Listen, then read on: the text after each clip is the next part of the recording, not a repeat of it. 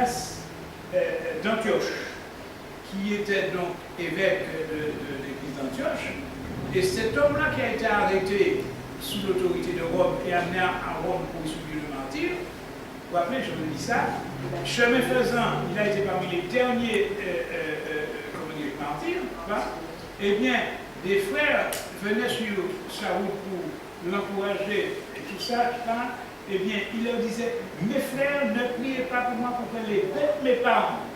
Regardez, déjà, l'homme, mais priez plutôt pour que ma volonté soutienne ma parole et que l'on puisse me dire chrétien. Nous sommes dans le dire, mais me voir l'être. Aujourd'hui, nous avons beaucoup de gens qui nous disons tous chrétiens.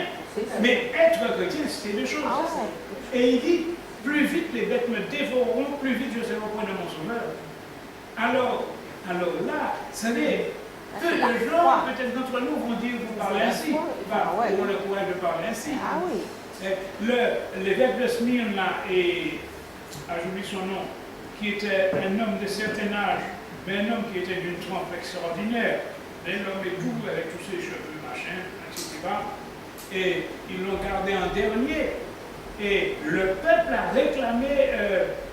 Son nom va me venir. Bon, le peuple a réclamé, mais il était évêque de Smyrne, de l'église de Smyrne. Eh bien, le peuple romain, le Rome l'a réclamé pour venir dans l'arène. Et je ne me rappelle plus son nom, il était dans l'arène. Et il est dit dans l'histoire que quand cet homme, alors les frères chrétiens ne voulaient pas qu'il y aille, ils voulaient toujours le garder là. Bon, il n'allait pas question, il y va. Et lorsqu'il s'est présenté, il est dit que les clameurs se sont tus. Les épaules. Comment? Ah non, c'est la faute. Non, mais.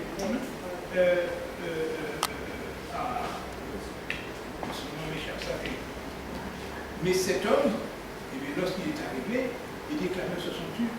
Et tout le monde, l'empereur même, l'a regardé et l'a supplié de ne pas aller, comment dire, se faire jeter au bête.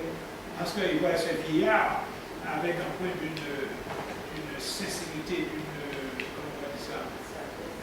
Mais alors, c'était vraiment, il était stupéfait quand il a vu cet homme nous dit l'histoire.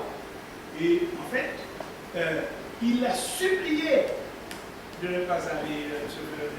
Alors, mais en adjuvant, bien sûr, il a dit comment pourrait-je le trahir. Il ne peut pas faire ça.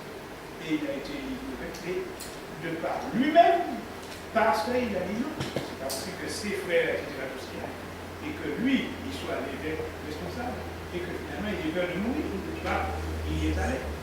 Et comme je dis souvent, vous savez que ces gens, quand les bêtes leur tombent dessus, vous savez, comme peut-être Ignace que je vais me parler, n'est-ce pas, qui vont un tel témoignage. Mais l'homme n'est plus dans son corps.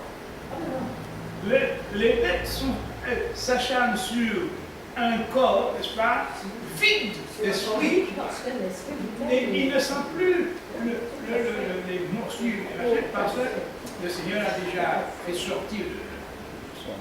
C'est un métier, en fait. Oui. C'est la première partie.